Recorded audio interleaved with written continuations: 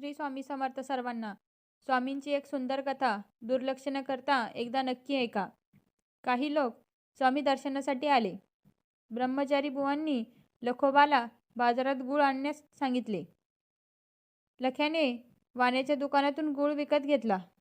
परंतु कदाचित लखोबाला गुळाचा गोडवा बघून मोह आवरला नसावा आणि म्हणून त्यांनी तो गूळ रस्त्यातच खायला सुरुवात केली. त्या क्षणी दरबारात स्वामींनी एक लीला सुरू केली. स्वामी महाराज एकाएकी करत रडायला लागले आणि शिव्या देत बोलू लागले. लख्या, गूळ खाता माकूनही देता. ब्रह्मचारी बुवाच्या लक्षात आले की आपण लख्याला बाजारात गूळ आणण्यास पाठवले आहे आणि स्वामी महाराज कदाचित त्याच संदर्भात बोलत असावेत आणि म्हणून ब्रह्मचारी बुवांनी काही लोकांना लख्याला बघण्यास बाजारात पाठवले.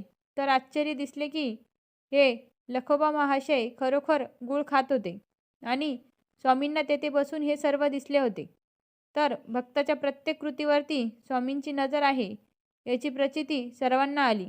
तर या कथेमध्ये आपल्याला हेच समजते की भक्ताच्या प्रत्येक कृतीवर स्वामींची नजर असते. मग ती चांगली कृती असो किंवा वाईट कृती, स्वामी सर्व पाहत आहेत हे कायम लक्षात ठेवा. कथा कशी वाटली कमेंटमध्ये नक्की सांगा.